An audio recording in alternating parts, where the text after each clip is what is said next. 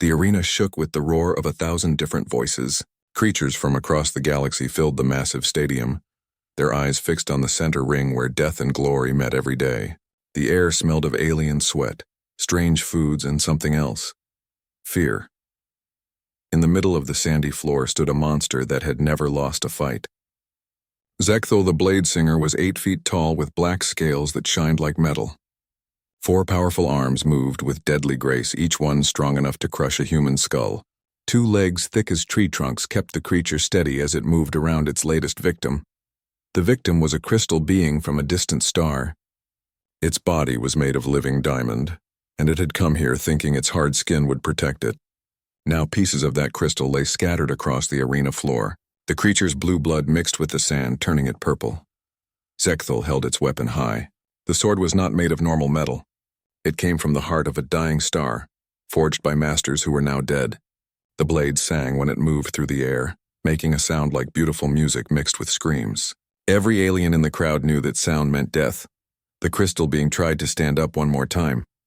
Its arm was broken, hanging at a wrong angle, but it would not give up. This was why beings came to fight Zekthul, not for money or fame, but to prove they were brave. Zekthul looked down at the wounded fighter. For a moment, something flickered in its 4 yellow eyes. Was it pity, boredom? The moment passed too quickly to tell. The Blade Singer raised its weapon and brought it down in one swift motion. The crystal being shattered like glass, the crowd went wild. They screamed and cheered in 100 different languages. Some threw flowers, others threw coins. A few threw food that looked like it might still be alive. They loved Zekthul, but they also feared it. That fear made their cheers sound hollow. High above the arena floor in a special viewing box sat a group of newcomers to this galactic society. They were humans from a small blue planet called Earth. Their ship had arrived at the station just 3 days ago, and this was their first time seeing what passed for entertainment in this part of space. Captain Jake Morrison sat forward in his chair, watching the scene below.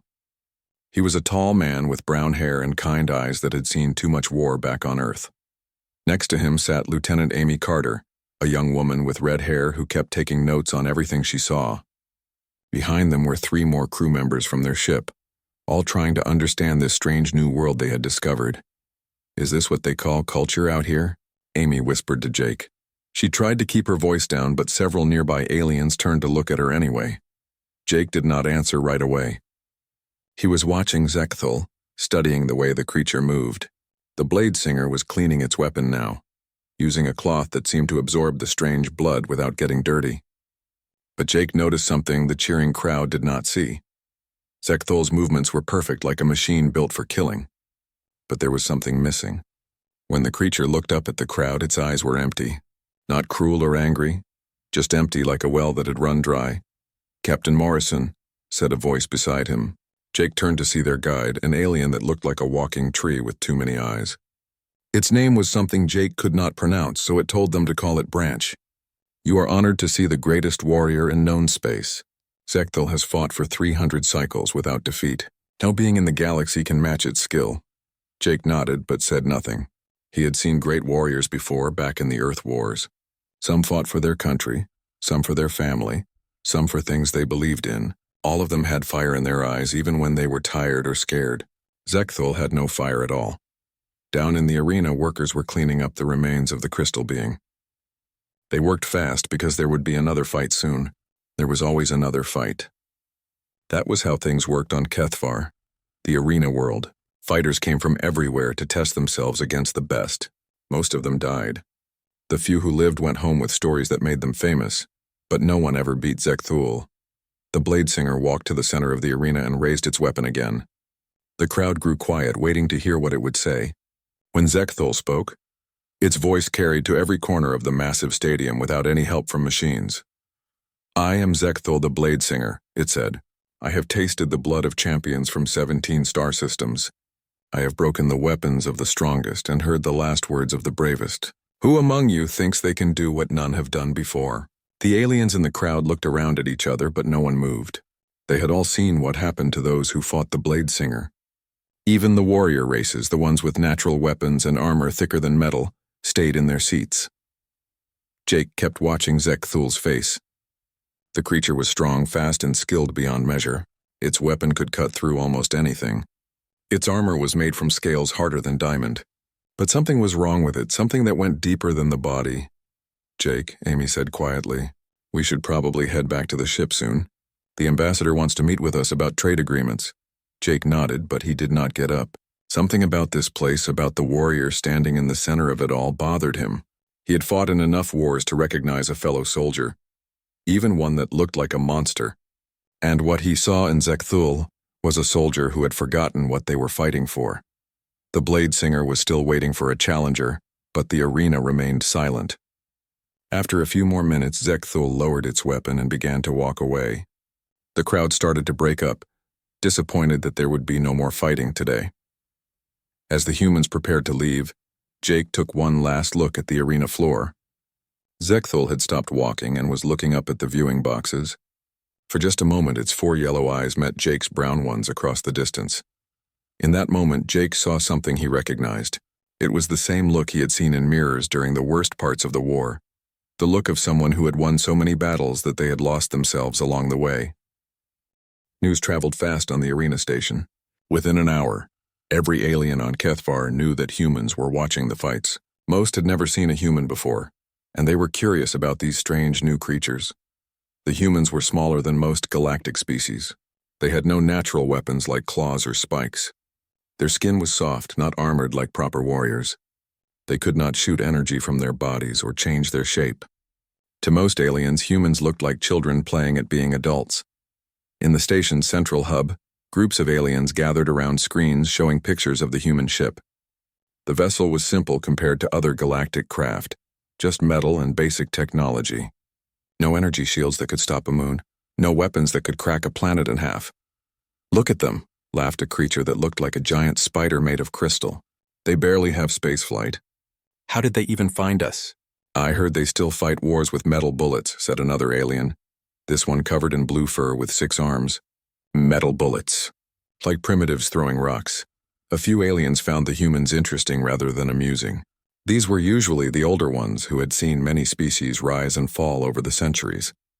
They remembered that sometimes the most dangerous enemies were the ones who looked harmless. But most of the galaxy saw humans as the newest pet species, interesting to look at.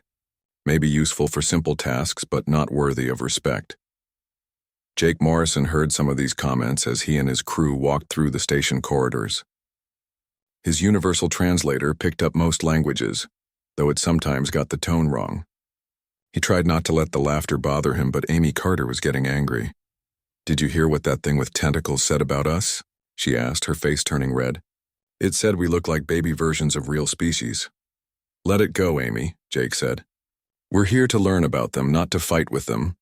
Their guide, Branch, waved its many-eyed head apologetically. "Please forgive the others, Captain Morrison. Your species is new to us. They do not mean harm by their words." Jake nodded, but he was thinking about something else. All day he had been remembering the look in Zekthul's eyes. It reminded him of soldiers he had known during Earth's last big war. Good people who had been fighting so long, they had forgotten how to stop. The next morning brought a surprise announcement. Zekthul would fight again, but this time it was issuing a special challenge. Any species present on the station could send a representative to face the Blade Singer. It was a rare honor, meant to welcome the new human visitors. The arena filled up even faster than usual. Aliens who had never cared about fighting before came to watch. They wanted to see if any species would be brave enough or stupid enough to face Zekthul. The humans were given seats in the front row this time, a place of honor that also put them on display. Jake could feel thousands of alien eyes watching him and his crew, waiting to see how the newcomers would react to real galactic combat. Zekthul entered the arena to thunderous cheers. The Blade Singer looked exactly the same as the day before, perfect, deadly, and somehow empty. It walked to the center of the sandy floor and raised its star-forged weapon. "I am Zekthul the Blade Singer," the creature announced. "Today I offer honor to all species present. Send your greatest warrior to face me and win glory for your people. Who will stand against the undefeated?" The arena grew quiet. This was the moment everyone had been waiting for. One by one, representatives from different species stood up to decline the challenge. The spider crystal creatures had already lost their best fighter last month. The blue-furred aliens said their champion was not present. Others made excuses or simply shook their heads. Even the warrior species, the ones known throughout the galaxy for their fighting skills, stayed silent. Their champions had already tried and failed. There was no shame in refusing to face certain death. Finally, only one group had not been asked. Branch stood up in the human section and spoke in the common galactic language. "The humans are new to our community," Branch said. "They have not yet chosen a champion. Perhaps they need time to—" "No," Jake said, standing up. "We don't need time." Amy grabbed his arm. "Jake, what are you doing?" Jake gently pulled free and stepped forward. The arena was so quiet he could hear his own heartbeat. Thousands of aliens stared at him as he walked down to the barrier that separated the audience from the fighting floor. "Zekthul," Jake called out. His voice carried well in the silence. "I see a warrior who has forgotten why they fight." The blade singer's 4 yellow eyes focused on Jake with laser intensity. No one had spoken to Zekthul like this in decades. Champions begged for mercy or screamed threats, but they did not give advice. Jake continued, his voice steady. "On my world we have a saying. It's not the size of the warrior in the fight, but the size of the fight in the warrior. You've won so many battles, you've lost the war within yourself." The arena erupted in shocked whispers. Some aliens laughed, thinking the human had lost his mind. Others gasped at the insult to their greatest champion. But a few, the older and wiser ones, listened carefully to Jake's words. Zekthul's grip tightened on its weapon. The blade singer had been called many things: monster, champion, legend, death itself. But no one had ever suggested it was fighting the wrong war. "You dare," Zekthul said, its voice like grinding stone. "You soft creature dare to judge me?" "I don't judge you," Jake replied. "I recognize you. You're a soldier who's been fighting so long you've forgotten what peace looks like." Amy and the other humans were trying to get Jake to come back, but he ignored them.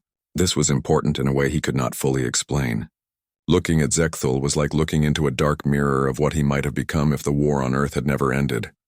"Face me," Zekthul demanded. "Face me in combat or be marked as a coward before all the galaxy."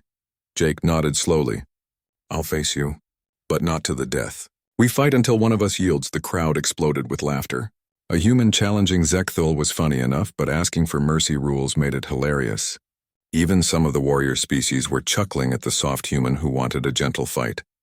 But Zekthul was not laughing. The blade singer stared at Jake with something like curiosity. In 300 fights, no opponent had ever asked for anything other than a quick death. This human wanted something different, a fight with an ending that was not death. "Very well," Zekthul said finally. "Tomorrow at noon you will face me. Fight until yield.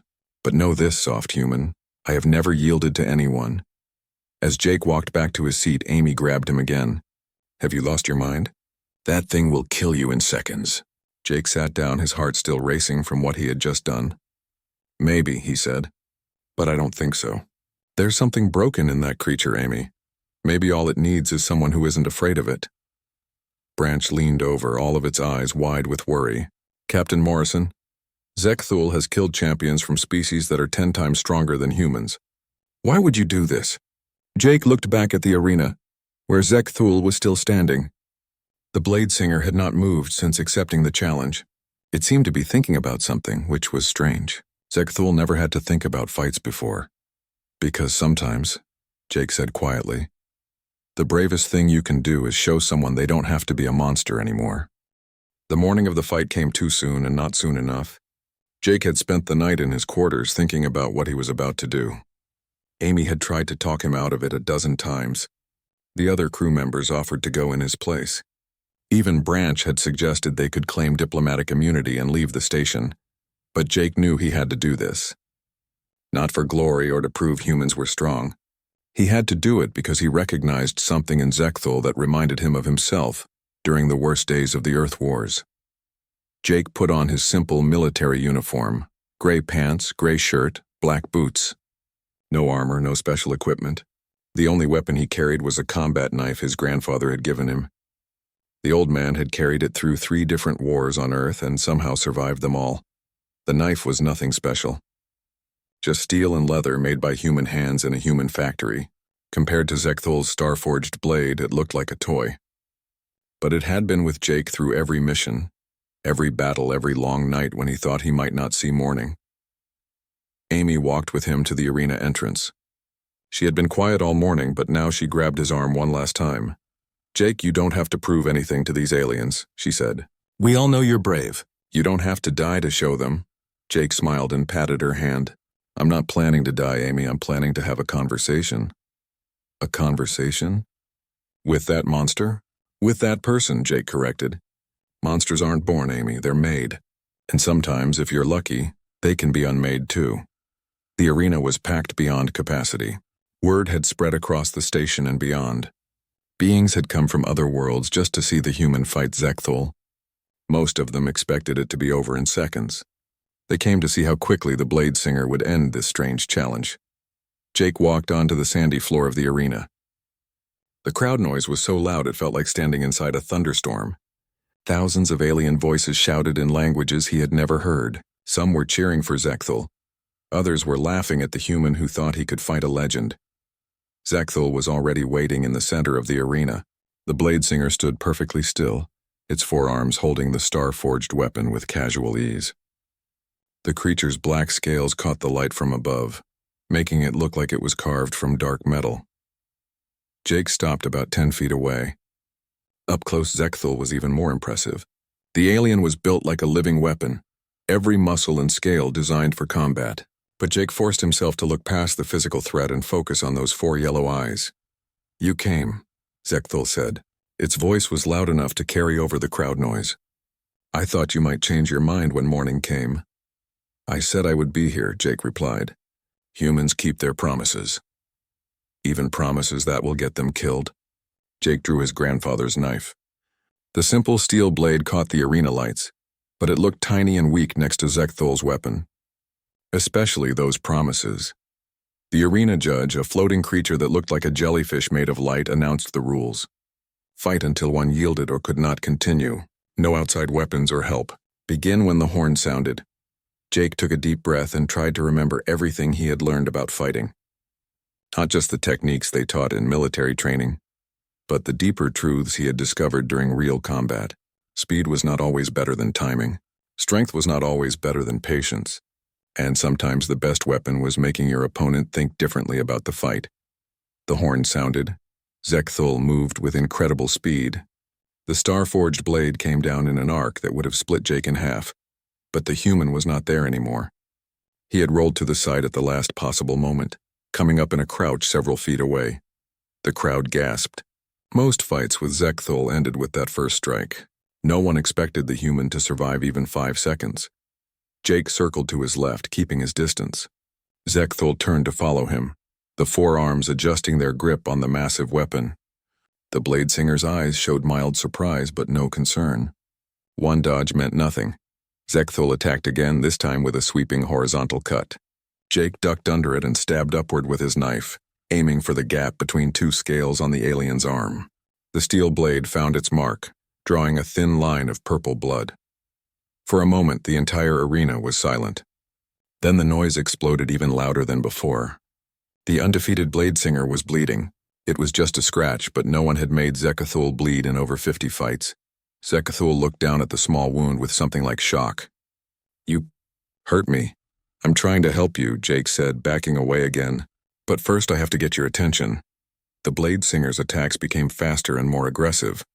The star-forged weapon whistled through the air, its musical sound mixing with the crowd's roars. But Jake kept moving, kept dodging, kept looking for small openings. He was not trying to win in the traditional sense. He could not overpower Zekthul or match its speed for long. Instead, he was fighting like humans had always fought. By adapting, by thinking, by refusing to give up even when the odds were impossible. Minutes passed. Then more minutes. The crowd began to realize this was not going to be a quick execution. The human was actually fighting, actually surviving against the greatest warrior in the galaxy. Jake landed 2 more small cuts, one on Zekthul's leg and another on its shoulder. Each wound was tiny, but they added up. More importantly, they proved that the Blade Singer was not invincible. But Jake was getting tired. His human body was not built for this kind of extended combat against a creature like Zekthul. His breathing was getting heavier, his movements a little slower. Sweat ran down his face, mixing with blood from a cut on his forehead where the alien's weapon had come too close. Zekthul noticed the change. You are weakening, human. You fought well, but it is time to end this. Jake wiped blood from his eyes and raised his knife again. What's your real name? The question hit Zekthul like a physical blow. The blade singer stopped its attack, confusion replacing focus. What did you say? Your name, Jake repeated, still backing away. Not your title. Your real name. What did your mother call you when you were young? Zekthul's forearms trembled slightly. It had been so long since anyone asked about the person beneath the legend. I was called Keth before the arena. Before the blade. I was just... Keth? Keth? Jake said the name carefully with respect. When did you last fight for something other than the crowd's cheers? When did you last have something worth protecting instead of just something to kill? The questions hurt worse than any physical wound. Keth, not Zekthul but the person who had existed before the legend, tried to remember. There had been a homeworld once, a family, reasons to fight that went beyond glory and fear. Stop talking, Keth whispered, but the words had no strength behind them. Jake saw the pain in those 4 yellow eyes and pressed forward with his words instead of his blade. You've been alone so long you've forgotten you're a person, not just a weapon. But I can see it, Keth. I can see who you used to be. The arena was getting quieter as the crowd sensed something was changing. This was not the fight they had expected. The human was not just surviving. He was reaching something inside the blade singer that no one knew existed. Keth raised the star-forged weapon high, but for the first time in centuries the strike did not come down. The creature that had never hesitated, never showed mercy, stood frozen by questions that cut deeper than any blade. You see nothing, Keth said, but the voice was smaller now, more afraid. I am Zekthul the Bladesinger. I am death itself. No, Jake said gently, lowering his own weapon. You're someone who's been hurt so badly that you forgot how to be anything other than what others needed you to be. But that's not who you really are. For the first time in 300 fights, Zekthul the Bladesinger began to cry. The tears that ran down Keith's black scales were silver, catching the arena lights like liquid metal. The crowd had never seen the Bladesinger cry before. Most of them had never imagined that such a creature could cry at all. Jake stood perfectly still, his grandfather's knife hanging loose in his hand. He had found what he was looking for, the person buried beneath centuries of violence and fear. But reaching that person meant breaking through walls built from pain and loneliness. I don't remember, Keth whispered, the great voice now small and broken. I don't remember what I was before this. Before the arena, before the blade. It's okay, Jake said softly. Memory is like a muscle. It gets stronger when you use it. Tell me about your homeworld. What did it look like? Keth's forearms shook as images flickered through a mind that had tried to forget everything except fighting. There were purple mountains and 2 suns that made the sky look like fire at sunset. The trees grew in spirals, reaching toward the light. The star-forged weapon felt heavier with each word. For 300 years it had been an extension of Keth's body, as natural as breathing. Now it felt like a chain around the soul. What happened to that world? Jake asked, though he suspected he already knew the answer. War, Keth said simply. Always war. My people were strong fighters, so everyone wanted us to fight for them. First we fought to protect our home. Then we fought for money. Then we fought because it was all we knew how to do. Jake nodded. He had seen the same thing happen to soldiers on Earth. Good people who went to war to protect their families, only to find that war never really ended. It just moved from place to place, taking pieces of your soul every time. How did you end up here? Jake asked.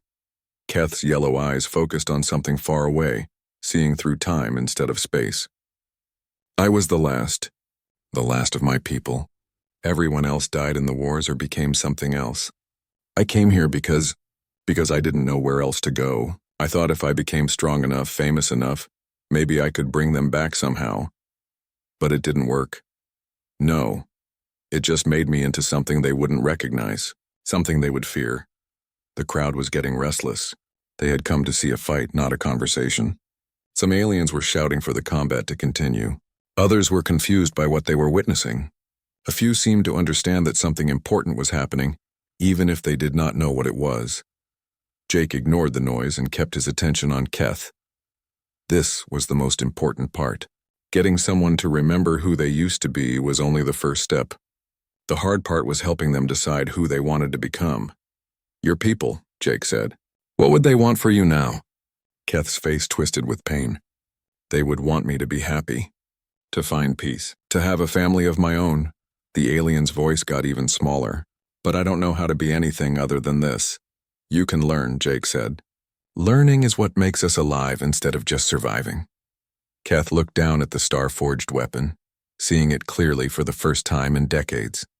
It was beautiful and terrible, a masterpiece of destruction that had become a prison. I can't put it down. If I put it down, I'm nothing. No, Jake said firmly. If you put it down, you're free to become something else. The arena judge was getting nervous. The floating jellyfish creature had never overseen a fight like this. Usually by now, one fighter was dead and the other was celebrating. Instead, they were talking like old friends sharing painful memories. Keth suddenly straightened up, the moment of vulnerability passing. The Blade Singer persona tried to reassert itself, like armor being put back on. Enough words, human. You came here to fight. Fight me properly or I will end this. But Jake could see through the mask now. The anger and aggression were real, but they were also desperate. Keth was scared. Not of losing the fight, but of losing the only identity that had kept the alien going for centuries. I am fighting you properly, Jake said. I'm fighting for the person you used to be. I'm fighting for the person you could still become. Keth roared in frustration and charged forward, the star-forged blade whistling through the air in a series of devastating attacks. But there was something different about the strikes now. They were powerful and fast, but they lacked the cold precision of before. Emotion was making them sloppy. Jake dodged and weaved, using every trick he had learned in the Earth Wars. But he was getting tired. His human body was reaching its limits, and Keth was still incredibly dangerous even when emotional. A blade strike came too close, slicing through Jake's shirt and leaving a red line across his ribs. Another attack caught his left arm, opening a wound that bled freely. Jake stumbled, nearly falling. You see? Keth shouted, but the voice was full of pain instead of triumph. This is what I am. This is all I can be. I hurt everyone who gets close to me. Jake pressed his hand against the wound on his ribs, feeling warm blood between his fingers. The injury hurt, but he had been hurt worse before, and he could see that hurting him was hurting Keth even more. You're right, Jake said, breathing hard. You are dangerous. But that doesn't mean you have to be alone. What? Keth stopped attacking, confused by the unexpected response. Dangerous people need friends most of all, Jake explained, because friends are the ones who help you point your danger in the right direction. Keth stared at him. In 300 fights, no opponent had ever talked about friendship while bleeding from combat wounds. You make no sense, human. My name is Jake, he said. And you're right, I don't make sense sometimes. But that's okay. Making sense is overrated. Despite everything, Keth almost smiled. Almost. Jake. That is a good name. Keth is a good name too, Jake replied. Much better than Zekthul the Blade Singer. But if I'm not the Blade Singer, then what am I? Jake wiped blood from his mouth and stood up straighter. You're someone who gets to decide that for yourself. Maybe for the first time in centuries. The star-forged weapon wavered in Keith's grip. The crowd was silent now, sensing that something historic was happening. Win or lose, this fight would be remembered forever. I don't know how, Keth whispered. I don't know how to be anything else. Then let me help you figure it out, Jake said. But first you have to choose. Do you want to keep being a weapon that other people use, or do you want to be a person who decides their own path? Keth looked around the arena, seeing it with new eyes. All these aliens cheering for blood and death, all this worship built on fear and violence. For the first time, it disgusted the former Blade Singer. I choose, Keth said slowly, to try something different. The star-forged blade fell from nerveless fingers, landing in the sand with a sound like a bell tolling. The sound of the star-forged blade hitting the sand seemed to echo forever. 50,000 aliens sat in complete silence, trying to understand what they had just witnessed.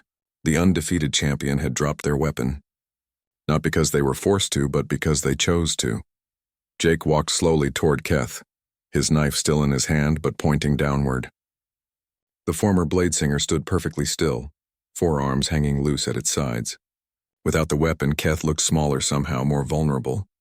I yield, Keth said quietly, then louder so the entire arena could hear. I yield. The crowd erupted into chaos. Some aliens cheered, thinking their champion had won by making the human surrender. Others booed, angry that the fight had ended without proper bloodshed. Most were simply confused, talking loudly to their neighbors and trying to figure out what had happened. But Jake ignored all the noise. He walked right up to Keth and did something that shocked everyone watching.